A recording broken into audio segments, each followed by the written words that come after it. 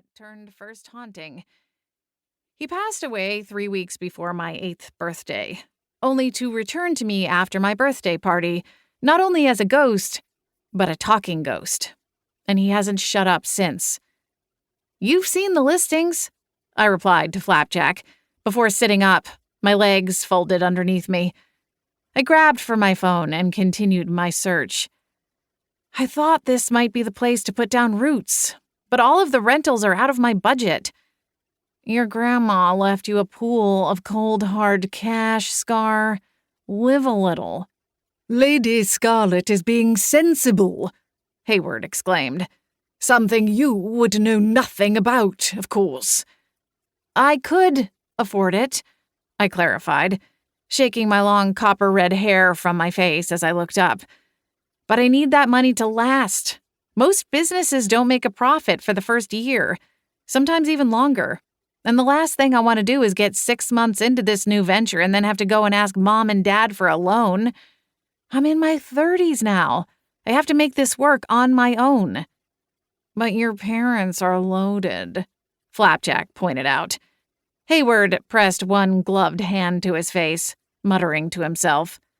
Whatever, Flapjack scoffed, glowering at Hayward with his silver eyes that had once burned as bright as sapphires in the sunlight. With ghosts, the colors of life faded sometime in the period between death and coming back, leaving all ghosts a shimmering, semi-translucent form in a silver-purple hue, and eye color was generally various shades of silver, regardless of what it might have been in life. Flapjack's eyes might have lost their jewel-toned glimmer, but they maintained all of their drama, and with his ghostly ability to speak, perhaps added a bit in the process. Lucky me. I'm just a cat. What do I know, right? Ah, progress, Hayward said, lowering his hand. Perhaps he has had a breakthrough. Flapjack growled, his haunches wiggling. Enough, I snapped. You two promised me an hour of peace and quiet. Just let me get this ticket booked. Then we can go out and walk on the beach or something to kill time.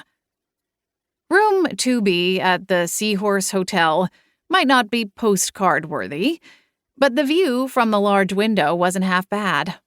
The hotel caught a sliver of the harbor that served as the town's namesake, and the rest was ancient evergreens and cliffside. I'd found Beechwood Harbor mentioned on a travel blog, in an article listing 12 unspoiled gems along the west coast. Little-known beach communities dotting the map, west of Highway 101, all the way from Southern California to BC, Canada. Having lived in Arizona most of my life, I was ready for something different. After school, I spent the better part of a decade traveling the world. But when my grandmother fell ill, I returned to Arizona and stayed until she passed. In her final days, she asked me what I wanted to do next, and I told her about my dream of moving somewhere new and opening my own flower shop. To my surprise, when she passed, her lawyer announced that a part of her estate had been earmarked for me to start my next adventure, one that would finally allow me to put down roots and give up my Rolling Stone days.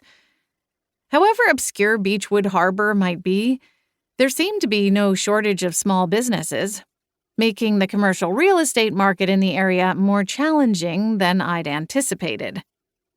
Didn't you do research for weeks before we flew out here?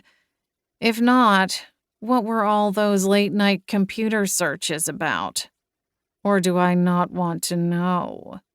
Flapjack asked, with another swish of his tail. I narrowed my eyes at him. Yes, of course I did my research. But the listing I originally found got scooped up somewhere between the time I bought my ticket and now. I just assumed there would be more options. I'm sure something will turn up, Lady Scarlet, Hayward chimed in, ever the optimist. Oh, sure. Real estate is just falling out of the sky these days. You're right, I told Hayward, ignoring Flapjack's scoff. Something might come around, but I can't stay here racking...